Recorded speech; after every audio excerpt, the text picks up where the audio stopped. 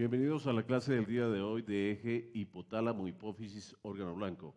Soy el profesor Oscar Leonel Rueda Ochoa del Departamento de Ciencias Básicas de la Universidad Industrial de Santander en Bucaramanga, Colombia, en el 2020.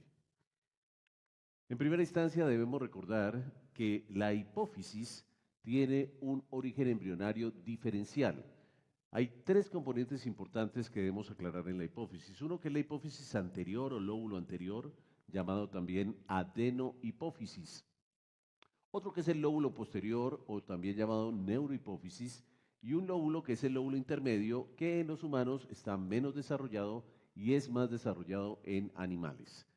Si observamos acá, desde el desarrollo embrionario, en el piso del tercer ventrículo hay una invaginación y esta invaginación del piso del tercer ventrículo es lo que constituye o termina formando el lóbulo posterior de la hipófisis. En la vida embrionaria tenemos la bolsa de Ranke y esta bolsa de Ranke es la que termina desarrollando el lóbulo anterior de la hipófisis. La parte posterior de esta bolsa de Ranke terminará siendo el lóbulo intermedio. Muy bien, aquí observamos una vista ya de una hipófisis desarrollada y observamos claramente la diferenciación de estas dos partes. Si ustedes observan acá, en la adenohipófisis o hipófisis anterior, tenemos células endocrinas, células secretorias, y en cambio, la hipófisis posterior está constituida es por terminaciones nerviosas que vienen del piso del tercer ventrículo y de unos núcleos que están al lado del tercer ventrículo que veremos más adelante. O sea, eso es muy importante que tengan ustedes en cuenta cómo la constitución histológica de la adenohipófisis son células endocrinas secretoras, mientras que la constitución del componente histológico de la neurohipófisis es terminaciones nerviosas, axones terminales nerviosas. Una cosa importante y que es fundamental para que ustedes relacionen la parte anatómica con la parte funcional es que la adenohipófisis está altamente y ricamente irrigada por un sistema que se llama el sistema porta-hipofisiario. Esto les da a entender a ustedes que esta alta irrigación de la adenohipófisis va a facilitar que las secreciones hormonales producidas por esta adenohipófisis pasen fácil y rápidamente a la circulación sistémica a través de este sistema porta-hipofisiario que nosotros tenemos. Aquí lo podemos observar más en detalle. Lo vemos acá. Y en la siguiente diapositiva lo vemos más en detalle. Si esta es la hipófisis anterior, esta hipófisis anterior tiene un sistema porta-hipofisiario en donde inicia una arteria, la cual se ramifica y posteriormente termina en forma de una vena. Todo este sistema está hecho para capturar toda esta gran cantidad de hormonas que se producen en esta adenohipófisis y llevarlas a la circulación sistémica. Vemos de nuevo acá, para hacer el énfasis en este sistema, que es un sistema que está predominantemente irrigando y estando en relación más con la hipófisis anterior o adenohipófisis. Si observamos en detalle la adenohipófisis, vamos a detectar que la adenohipófisis a su vez está constituida por infinidad o un número determinado de células diferenciales, cada una de ellas encargada de producir una hormona específica. Ustedes observan acá, estas serían las células beta, con esta característica de un núcleo grande, un núcleo también importante y bastantes gránulos. Tenemos acá las células basófilas delta, que ustedes observan que son un poco más pálidas comparadas con las anteriores. Tenemos aquí las células alfa, con una coloración diferencial, las células acidófilas epsilon, que observamos acá. Tenemos las células gamma, también con un citoplasma bastante prominente. O sea que existen diferentes tipos de células que constituyen parte de la adenohipófisis, cada una de ellas encargada de la síntesis y liberación de una hormona en particular. Si lo vemos en detalle en esta tabla, ustedes pueden observar aquí los diferentes tipos de células que forman parte de la adenohipófisis. Tenemos células somatotropas, células lactotropas, células corticotropas, células tirotropas y células gonadotropas. Cada una de ellas encargada de producir una hormona específica. Entonces vamos a mirarlas en detalle. Por ejemplo, empecemos con las células más abundantes de todas. Las células más abundantes del componente de la adenohipófisis se llaman las células somatotropas. Estas células somatotropas constituyen el 50% del total de las células secretoras que forman parte de la adenohipófisis y están encargadas de producir la hormona de crecimiento. En inglés, growth hormone, hormona de crecimiento.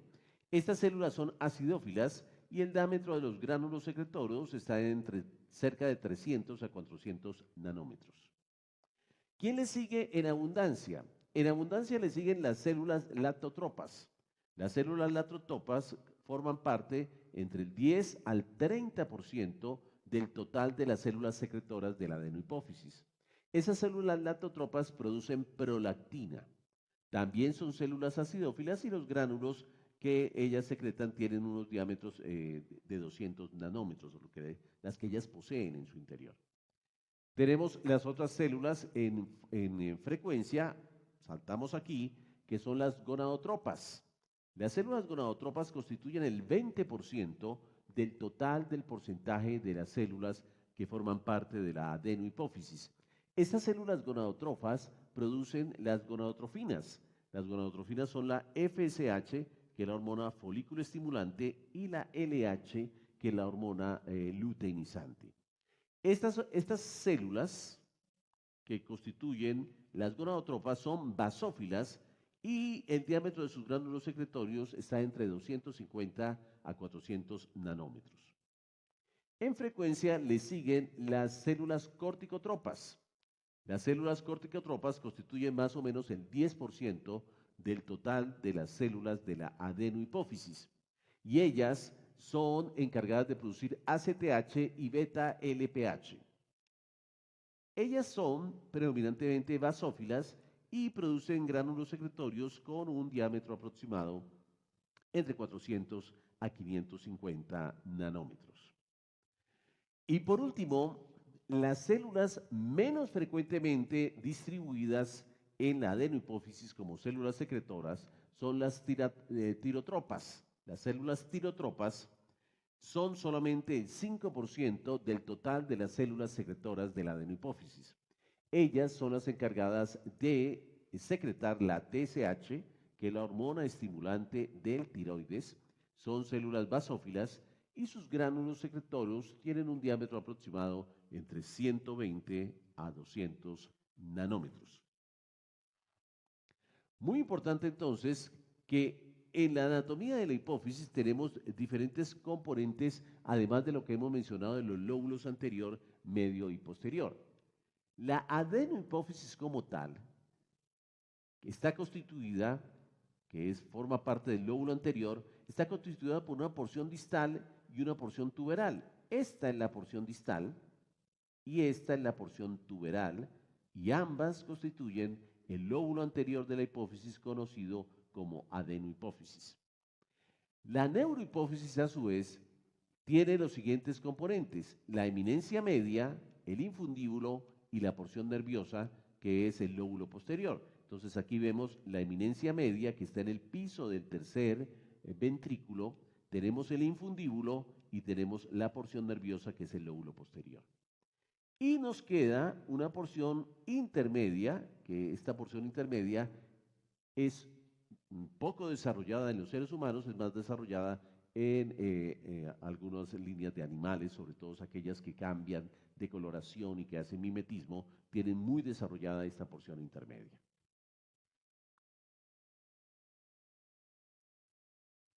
Muy bien. El otro elemento importante a considerar es lo relacionado con el tercer ventrículo. Ya hemos hablado que el tercer ventrículo y la invaginación que hace el tercer ventrículo es importante para el desarrollo de la neurohipófisis. Entonces miremos algunos núcleos que están relacionados con este tercer ventrículo. Vemos un poquito, tenemos un pequeño detalle aquí con el pasador de las diapositivas, pero vamos a tratar de solucionarlo para que podamos llegar a analizar los núcleos del tercer ventrículo.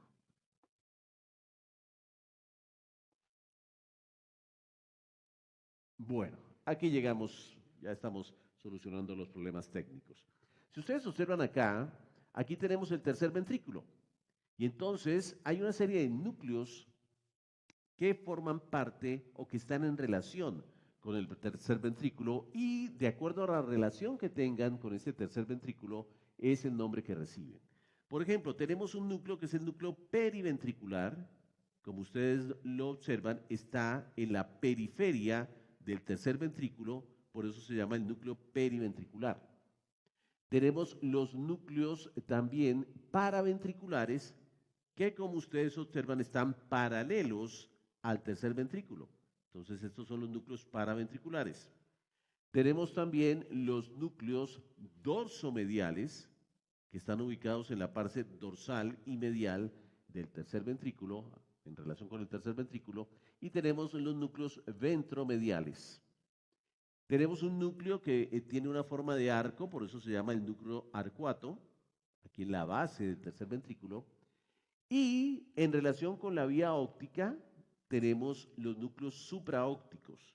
Aquí tenemos los núcleos supraópticos que reciben su nombre porque están en relación con estar ubicados en la parte superior de esta vía óptica. Muy bien, estos núcleos son muy importantes porque algunos de ellos van a estar muy en relación con las hormonas que se van a acumular en la neurohipófisis. La neurohipófisis de entrada no produce hormonas. La neurohipófisis de entrada, tengo que decirles que acumula hormonas o almacena hormonas producidas por algunos de estos núcleos relacionados con el tercer ventrículo, como veremos ahora más adelante. Muy bien. Entonces, miremos en detalle las hormonas que están producidas y los factores que están relacionados con la liberación de estas hormonas. Empecemos acá hablando de los factores hipofisiotrópicos hipotalámicos.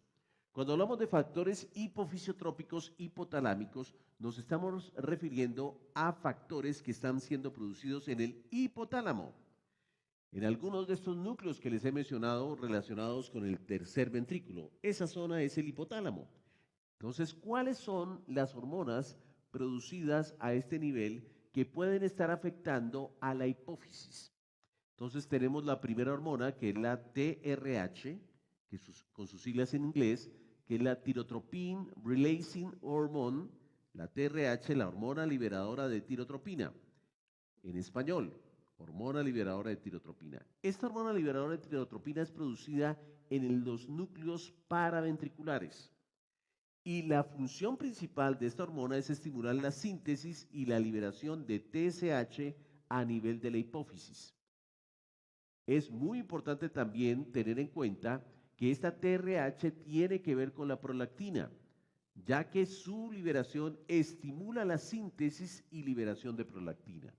O sea que, en pocas palabras, la hormona liberadora de tirotropina o TRH producida en el núcleo paraventricular en el hipotálamo estimula la liberación de dos hormonas. Por un lado, la síntesis y liberación de hormona estimulante de tiroides, TSH, a nivel de la hipófisis, y por otra, la estimulación y liberación de prolactina también a nivel de la hipófisis.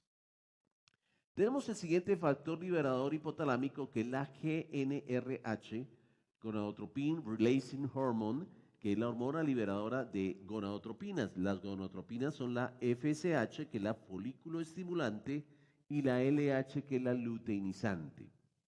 ¿Ella dónde es producida? Este factor liberador de gonadotropinas es producida en el núcleo arcuato y estimula la síntesis y liberación de FSH y LH a nivel hipofisiario. Tenemos el siguiente factor liberador hipotalámico, que es la GHRH. El GHRH es la hormona liberadora de hormona de crecimiento.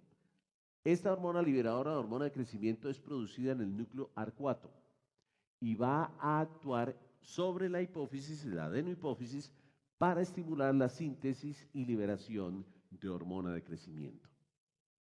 Hasta ahora hemos visto que todos estos factores liberadores hipotalámicos son estimulantes. Vamos ahora a dedicarnos al primero de los factores, que es inhibitorio. Entonces tenemos la somatostatina. La somatostatina es producida en el núcleo arcuato del hipotálamo, pero él inhibe la liberación de hormona de crecimiento. O sea que para la hormona de crecimiento, así como tenemos una hormona que favorece su liberación, que es la GHRH, tenemos una hormona que inhibe su liberación, como la somatostatina. Tenemos la siguiente hormona, que es la CRH, o también llamada hormona liberadora de corticotropina. Esta hormona es producida en el núcleo paraventricular del hipotálamo y estimula la síntesis de propiomelanocortina y la liberación de péptidos derivados a la propiomelanocortina. Tenemos otra hormona que es la dopamina. La dopamina es una hormona producida en el núcleo paraventricular. Se conoce también como factor inhibidor de prolactina, porque inhibe la liberación de prolactina a nivel de la adenohipófisis. Y tenemos otra hormona aquí importante. Esta hormona es la hormona antidiurética. Esta hormona antidiurética o vasopresina es producida en el núcleo paraventricular. La hormona antidiurética es en el núcleo paraventricular y en el supraóptico. Aquí hay que aclarar que está producida también en el supraóptico, paraventricular y supraóptico. En algunos textos ustedes van a encontrar que el supraóptico produce más ADH que el paraventricular. Entonces van a encontrar que el núcleo paraventricular y el supraóptico son los núcleos que producen la hormona antidiurética. La hormona antidiurética, ¿qué función cumple? La ADH estimula la liberación de ACTH en la hipófisis, retiene agua en el riñón y aumenta o favorece el aumento de la presión arterial. Entonces tenemos ahí las principales hormonas liberadoras o producidas en el hipotálamo. Aquí nos faltaría mencionar la oxitocina, que es muy importante que la mencionemos también. La oxitocina es producida predominantemente en el núcleo paraventricular del hipotálamo y es acumulada en la neurohipófisis, igual que esta, que es producida a nivel del hipotálamo y es acumulada en la neurohipófisis. La oxitocina, que aquí no está mencionada, que le estamos mencionando, juega un papel importante en la eyección de la leche materna al estimular las células musculares que están unidas a los ductos galactóforos de la glándula mamaria. Entonces, en una mujer embarazada es muy importante la oxitocina porque es la encargada de facilitar la eyección de la leche y favorecer la lactación. También la oxitocina está relacionada con el inicio del trabajo de parto y con las contracciones uterinas. Tan es así importante esa oxitocina que cuando una mujer está en trabajo de parto y tiene un trabajo de parto lento, no tiene buenas contracciones, los médicos podemos administrar en infusión endovenosa oxitocina para estimular las contracciones uterinas y favorecer el trabajo de parto.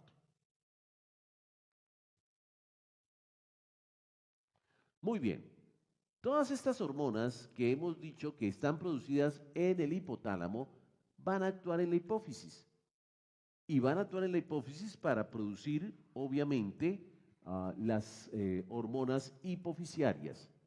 Hormonas hipofisiarias como la tirotropina, que es la TSH, que va a terminar actuando en la tiroides para que la tiroides produzca las hormonas tiroideas T3 y T4. También en la hipófisis anterior se está produciendo por efecto de la GHRH, por estímulo de la GHRH del hipotálamo, se está produciendo la hormona de crecimiento, que la hormona de crecimiento, como su nombre lo dice, va a actuar en los tejidos para aumentar el crecimiento corporal y el crecimiento de nuestros órganos. También tiene algún efecto sobre elevación de la glicemia, como veremos más adelante, o sea, tiene una relación con el metabolismo de los carbohidratos. Tenemos que la corticotropina, que es la ACTH, es estimulada en la hipófisis, y esta corticotropina, que es la ACTH, tiene que ver con un mecanismo de trofismo y de crecimiento de la corteza suprarrenal. Y la ACTH también está involucrada en el metabolismo de los carbohidratos. Tenemos las gonadotrofinas, que son estimuladas su producción por el hipotálamo a partir de factor liberador de gonadotrofinas. Este factor liberador de gonadotrofinas actúa sobre la hipófisis anterior para que la hipófisis anterior produzca las gonadotrofinas. Las gonadotrofinas son la folículo estimulante, que es la FSH, y la luteinizante, que es la LH. Ambas actúan sobre las gónadas masculinas y femeninas para estimular la gametogénesis y para estimular la ovulación, específicamente en este caso en la mujer. Pero en el hombre la LH también juega un papel importante para la función hormonal gonadal masculina. Y tenemos la prolactina PRL, prolactina, que es producida en la hipófisis anterior y que juega un papel importante en la glándula mamaria para el trofismo de la glándula mamaria, el crecimiento de la glándula mamaria, en especial durante la época del embarazo, y la eyección de la leche.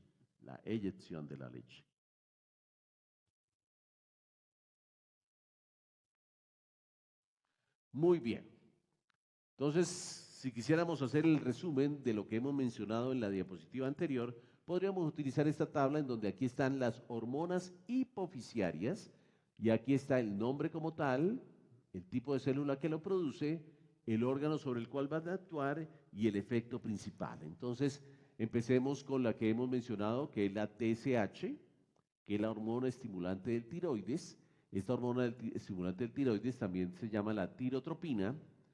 Recuerden que es producida en las células tirotropas de la adenohipófisis, que actúa sobre la tiroides y que estimula la síntesis y liberación de hormonas tiroideas y estimula el crecimiento tiroideo también, el trofismo de la glándula tiroides.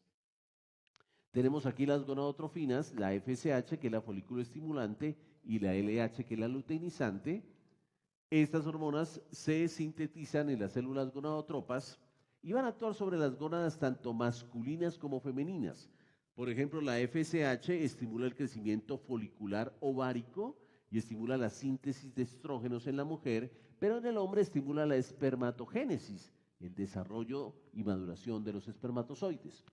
Y tenemos la luteinizante, la hormona luteinizante, que es también una hormona producida en las células gonadotropas, y va a estimular en las gónadas del hombre y la mujer. En la mujer estimula la ovulación y la formación del cuerpo lúteo amarillo cuando se va a desarrollar el embarazo, y en el hombre estimula la síntesis en la mujer se sigue estimulando la síntesis de estrógenos y progestágenos femeninos, y en el hombre estimula la síntesis de testosterona. Tenemos la siguiente hormona producida en la hipófisis, que se llama la ACTH. La ACTH es la hormona adrenocorticotropa. Esta hormona adrenocorticotropa también recibe el nombre de corticotropina. Y como su nombre lo dice, es producida por las células corticotropas de la adenohipófisis, pero va a actuar sobre la suprarrenal, sobre la glándula suprarrenal. ¿Y qué va a hacer sobre la glándula suprarrenal? Estimula la síntesis de esteroides adrenales y estimula el desarrollo, el trofismo, el crecimiento de la corteza supraadrenal o de la corteza adrenal. Tenemos aquí la hormona de crecimiento producida en la adenohipófisis. Esta hormona de crecimiento o somatotropina es producida en las células somatotropas y, como habíamos mencionado, estimula el crecimiento corporal y también regula el metabolismo, en especial está más involucrada con el metabolismo de los carbohidratos. Tenemos aquí la prolactina. La prolactina es producida en las células lactotropas de la adenohipófisis y tiene una función importante a nivel de la glándula mamaria. A nivel de la glándula mamaria estimula la producción de la leche y estimula el desarrollo de la glándula mamaria. O sea, la producción de la leche y el desarrollo de la glándula mamaria está fundamentalmente relacionado con la prolactina. Y la secreción o eyección de la leche en una mujer que está embarazada está asociada con la oxitocina. Muy bien. A partir de todas estas hormonas que hemos mencionado, se termina produciendo un eje, que es el eje hipotálamo, hipófisis, órgano blanco.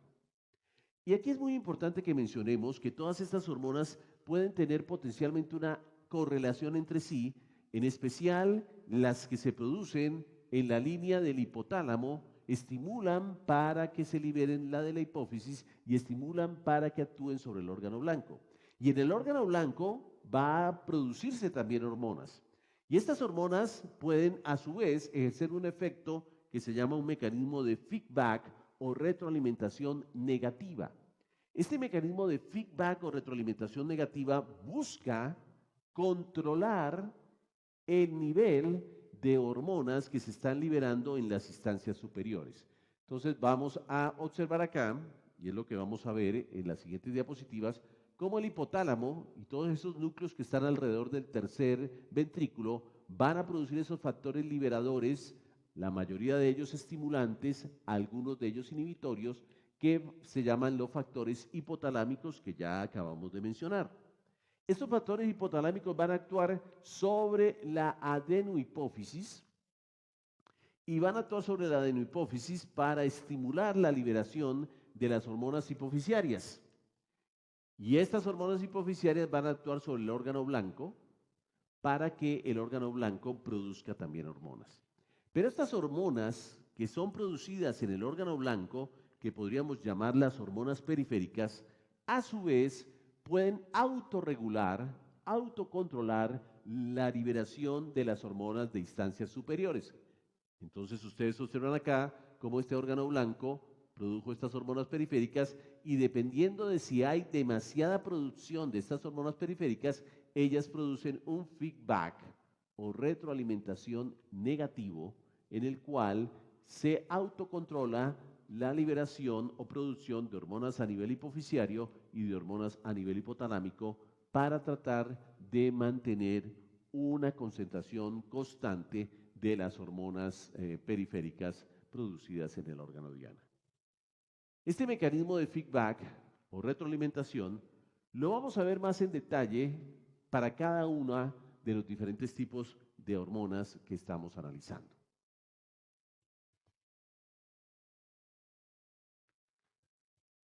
Entonces, miremos cada uno de ellos. Y empecemos hablando aquí de el primer sistema, que son las hormonas tiroideas.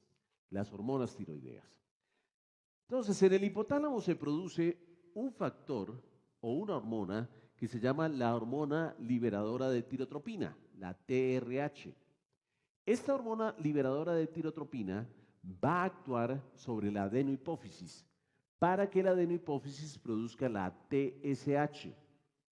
Esta TSH va a su vez a actuar sobre la glándula tiroides para que la glándula tiroides sintetice y libere hormonas tiroideas. Las dos más importantes hormonas tiroideas que son liberadas en esta glándula tiroides son la T3 y la T4. Entonces aquí lo vemos, T3 y T4. Entonces observen, volvemos a decir, factor liberador hipotalámico es la TRH que se produce en el hipotálamo y que actúa sobre la adenohipófisis para estimular que la adenohipófisis produzca TSH, TSH, que es la hormona estimulante del tiroides, que a su vez se va a dirigir a la tiroides para que estimule la liberación de T3 y T4. Esto es un mecanismo positivo de estimulación. Pero dependiendo de los niveles de T3 y de T4, estos niveles de T3 y T4 van a su vez, a producir un mecanismo de feedback o retroalimentación negativa. Si nosotros tenemos demasiados niveles de T3 y T4, este exceso en los niveles de T3 y T4 va a producir un mecanismo inhibitorio, haciendo que se disminuya la producción de TSH en la hipófisis y a su vez haciendo que se disminuya la producción de TRH a nivel hipotalámico. De ahí que por lo menos en el ejemplo típico de la tiroides, yo puedo tener 3 niveles que hay que involucrar. El nivel primario siempre es el órgano blanco. Este es el nivel primario. El nivel secundario es la hipófisis. Y el nivel terciario es el hipotálamo. Entonces yo puedo tener 2 grandes enfermedades, una que es el hipotiroidismo y otra que es el hipertiroidismo. Si ponemos el ejemplo, o colocamos el ejemplo ahora del hipotiroidismo, yo puedo tener hipotiroidismo cuando yo no estoy produciendo suficiente cantidad de hormonas. Mi glándula está alterada, no está produciendo suficiente cantidad de hormonas, entonces yo tengo un T3 y un T4 disminuido. Y yo puedo tener un T3 y T4 disminuido porque mi glándula está alterada. El daño está aquí en mi glándula. Cuando yo tengo este daño específicamente en mi glándula, yo tengo un hipotiroidismo primario. Y el hipotiroidismo primario se va a caracterizar porque tengo bajos niveles de T3 y T4, luego al tener bajos niveles de T3 y T4, tengo menos efecto negativo de retroalimentación y se pierde el feedback negativo y esto hace que se convierta esto en un feedback positivo, donde yo tengo entonces, por falta de T3 y T4, tengo más liberación de TSH y más liberación de TRH. Entonces, esa combinación, tener T3 y T4 baja y tener TSH alto y TRH alto es lo que se define como el hipotiroidismo primario. Pero siguiendo con el ejemplo, podríamos tener también hipotiroidismo secundario, ¿sí? El hipotiroidismo secundario estaría el daño ubicado en la hipófisis. Específicamente, las células tirotropas encargadas de producir TSH estarían afectadas, alteradas y no estarían produciendo la TSH. Entonces, imaginen ustedes, mis queridos estudiantes, cómo sería la combinación de estas hormonas cuando yo tengo un hipotiroidismo secundario. A ver, hagan una tablita ahí en su cuaderno, en donde hagan 3 columnas, columnas de T3, T4, columnas de TSH y columnas de TRH. Y hagan flechitas. Si es un hipotiroidismo, ¿cómo esperarían encontrar el T3 y T4? ¿La flechita hacia dónde iría? ¿Hacia arriba o hacia abajo? Sí, señores, los que dijeron que la flechita iba hacia abajo, está perfecto, porque en un hipotiroidismo siempre hay falta de hormona tiroidea. Muy bien. Pero si el hipotiroidismo es secundario, el problema es acá, en la adenohipófisis. Entonces, ¿cómo estarían los niveles de TSH en el hipotiroidismo secundario? ¿La flecha estaría hacia arriba o hacia abajo? Piénselo. Sí, señores, hacia abajo, ¿verdad? Entonces la flecha tendría que estar hacia abajo, o sea, tendríamos T3 y T4 con flecha hacia abajo y TSH con flecha hacia abajo. ¿Y cómo estaría la TRH frente a este hipotiroidismo secundario? ¿Hacia arriba o hacia abajo sus concentraciones? Ella, obviamente, no va a tener el feedback de retroalimentación negativa ni de estas hormonas T3 y T4, ni siquiera de la TSH. Entonces va a haber un exceso de TRH. Entonces la combinación TRH alto con TSH bajo y con T3 y T4 bajo generan el hipotiroidismo secundario. Si entendieron el juego y el análisis que estamos haciendo, muy probablemente si yo les preguntara cómo serían las flechitas de este cuadrito que ustedes acaban de hacer, de esos 3 niveles, cuando hablamos de hipotiroidismo terciario. Cuando hablamos de hipotiroidismo terciario, el daño está producido a nivel del hipotálamo. El hipotálamo no está produciendo TRH. Entonces, ¿cómo serían las flechitas para el hipotiroidismo terciario de la TRH, de la TSH y de la T3 y T4 que podríamos encontrar? Piénsenlo un minutico, hagan las flechas, ¿cómo sería? Piensen, piensen, piensen, piensen. Muy bien, primera flecha, la de la TRH, ¿hacia dónde va? ¿Hacia arriba o hacia abajo? Quiero escucharlos, no los escucho. Piénsenlo, dígalo fuerte. Claro, hacia abajo. Segunda flechita, la de la TSH. ¿Hacia dónde iría? ¿Hacia arriba o hacia abajo? Con respecto a que hacia abajo son bajas concentraciones. Obviamente van bajas concentraciones de TSH porque no tienen el estímulo que esté facilitando esta producción de TSH en la adenohipófisis. ¿Y cómo sería entonces la flechita de la T3 y T4? Los niveles o concentraciones séricas de T3 y T4 están arriba, son altos, o abajo son bajos. Pues bajo también. Entonces, cuando hay un hipotiroidismo terciario, la TRH está baja, la TSH está baja y el T3 y T4 están bajos. O sea, este ejemplo que hemos colocado de la tiroides, hablando de hipotiroidismo, o ya sea primario, secundario o terciario, se puede aplicar para los otros ejemplos que vamos a analizar inmediatamente.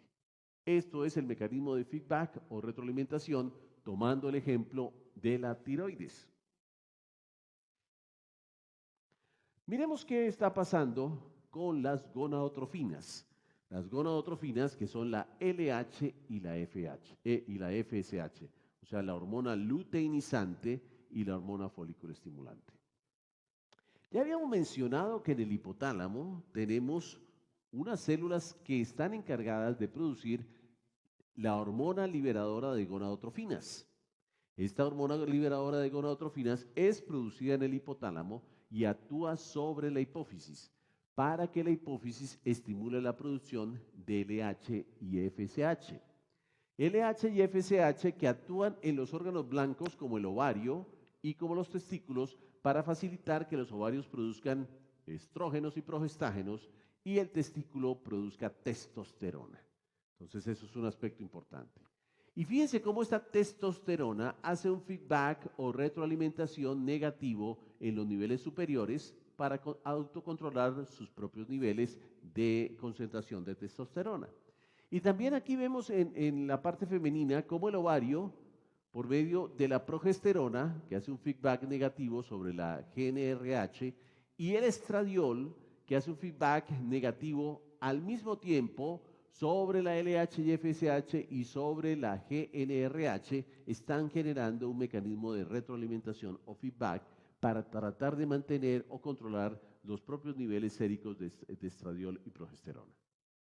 También aquí participan otras hormonas que ustedes van a leer en su texto, como son las inhibinas que son producidas tanto en el ovario como en el testículo, que también tienen una misión inhibitoria o de autocontrol, pero solamente en este caso a nivel de la LH y FSH que se está produciendo en la adenohipófisis.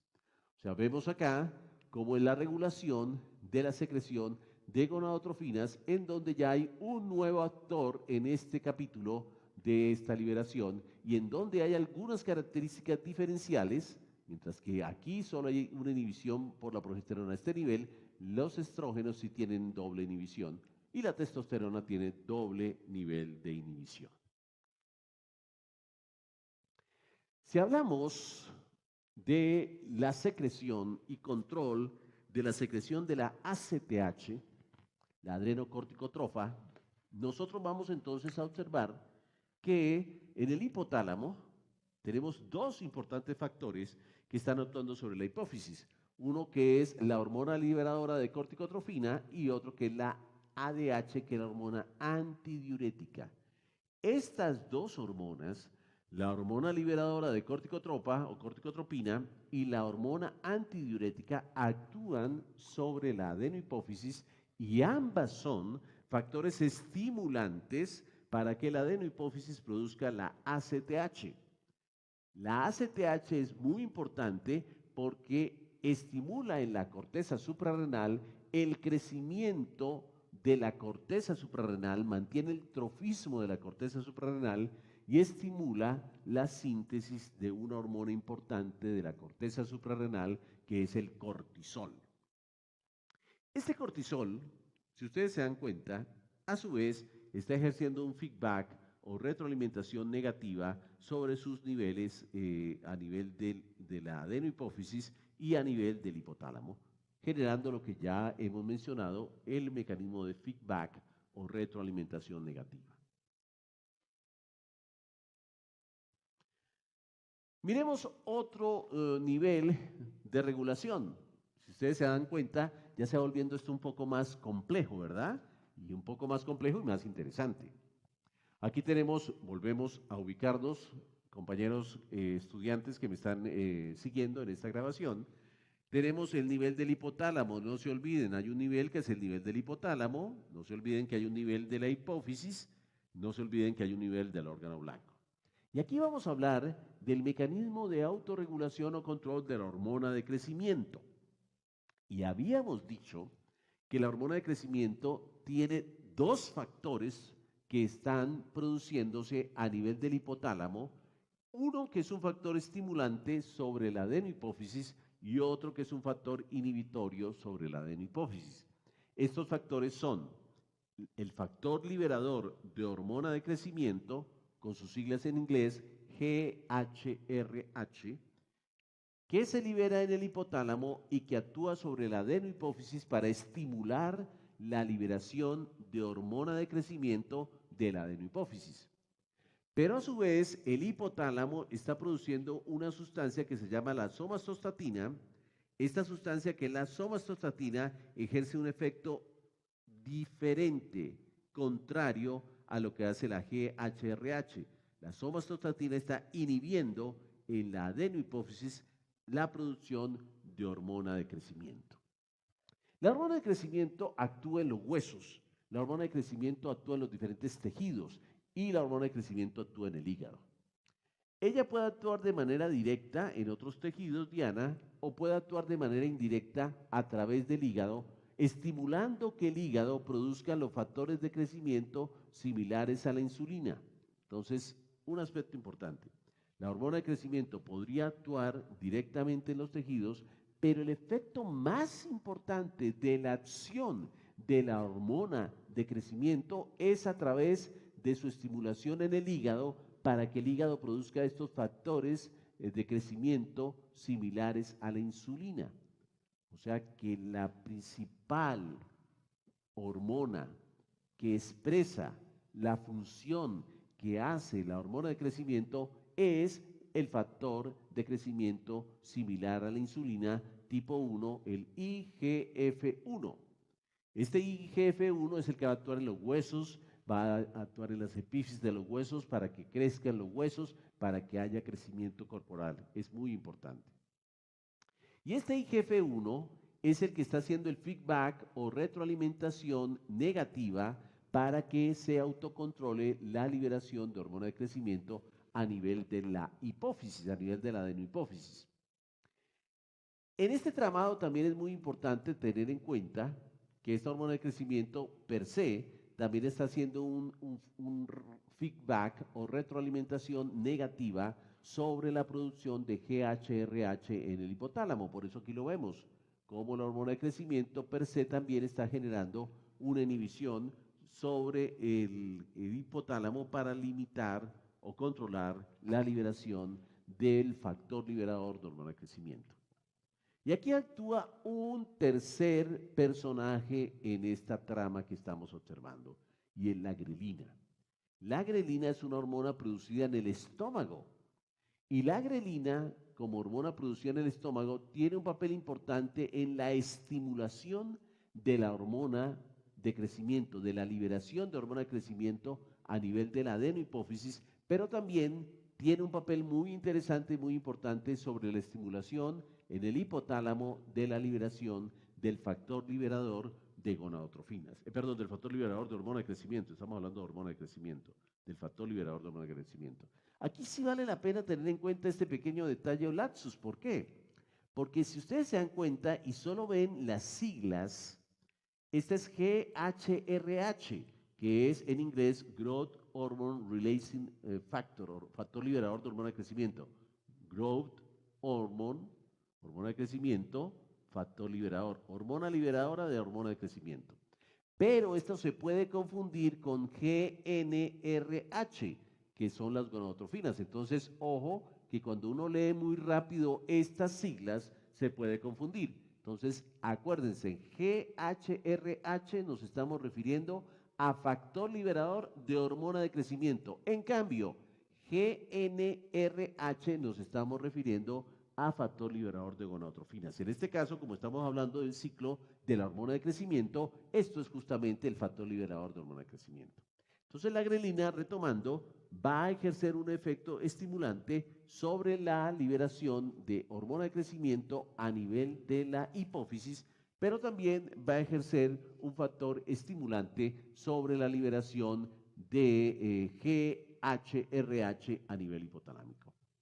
Vale la pena, y es la primera tarea de la clase de hoy, que lean un poquito más en detalle sobre las características de la grelina. ¿De dónde viene la grelina? ¿Qué células específicamente en el estómago son las que la producen?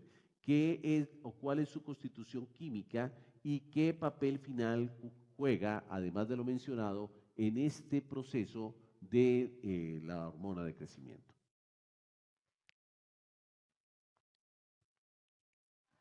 Muy bien.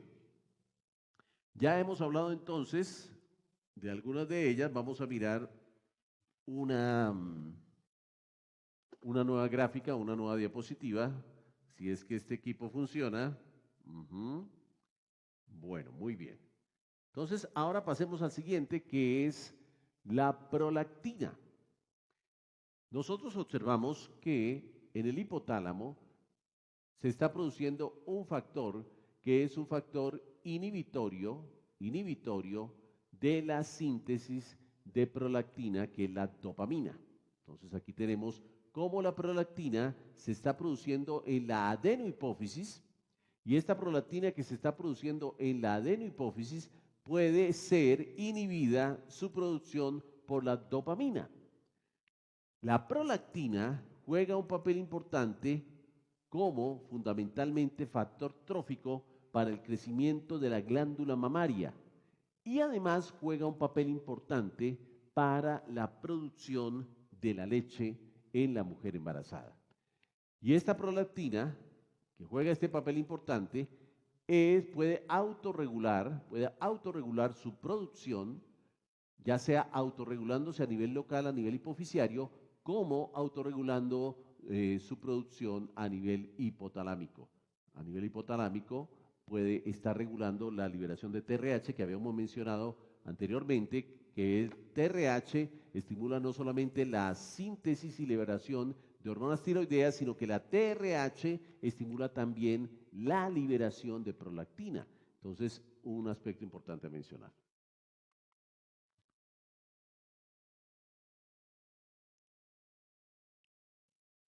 Bueno, vamos a seguir avanzando con este sistema. Aquí tenemos un aspecto fundamental a mencionar. Estamos hablando y nos hemos centrado en la hipófisis anterior y en todos los mecanismos de regulación desde el hipotálamo, hipófisis, órgano blanco. Pero no nos hemos puesto o no nos hemos detallado un poco más en la hipófisis posterior. Recuerden que la hipófisis posterior, punto fijo de previo, ¿qué hormonas produce? No produce ninguna hormona. Ella almacena hormonas que están siendo producidas a nivel del hipotálamo. Entonces tenemos el núcleo paraventricular y el núcleo supraóptico.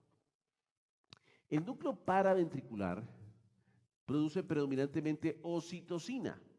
La oxitocina es predominantemente producida en el núcleo paraventricular. Y esta oxitocina que es producida en el núcleo paraventricular viaja por viaje axónico y se termina acumulando en la neurohipófisis. Y el núcleo supraóptico produce hormona antidiurética, la ADH. Pero habíamos dicho que también parte del núcleo paraventricular produce ADH.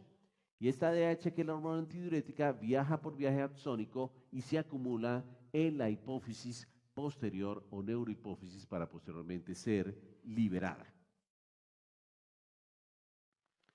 Miren una cosa importante, si ustedes observan la estructura cíclica de la oxitocina, que es esta de acá, y la estructura cíclica de la vasopresina o hormona antidiurética, que es esta de acá, ambas hormonas son muy parecidas.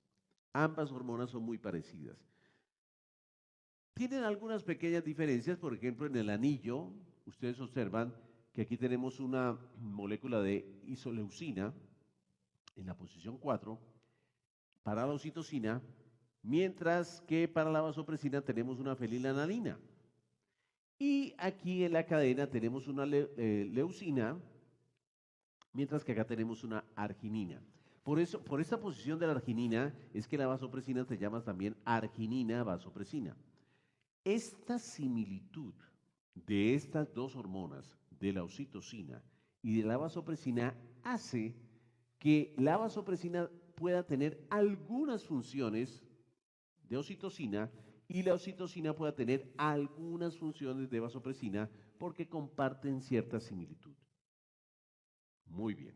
Volvemos a insistir que la oxitocina es producida predominantemente en el núcleo paraventricular del hipotálamo, viaja por viaje axónico y se ubica en la neurohipófisis, y que la vasopresina o hormona antidiurética es predominantemente producida en el núcleo supraóptico, pero también puede ser parcialmente producida en el paraventricular, viaja por viaje axónico y se ubica o se deposita en la neurohipófisis. Aquí lo vemos más en detalle. Estas son las neuronas del hipotálamo, muy bien, y esta neurona del hipotálamo que va a producir la oxitocina o que va a producir la vasopresina, llámela hormona H, se va a unir con una proteína que la va a transportar que se llama la neurofisina. Y esta unión de la hormona con la neurofisina es la que permite que ella viaje por viaje axónico por toda esta terminal nerviosa y termine acumulándose en la neurohipófisis. En esta neurohipófisis ustedes pueden ver los famosos cuerpos de Hering, que son el acúmulo de esta hormona. Esta hormona que posteriormente puede ser liberada a la circulación. Entonces, cuando se libera, queda libre la hormona y queda libre la neurofisina. Muy bien.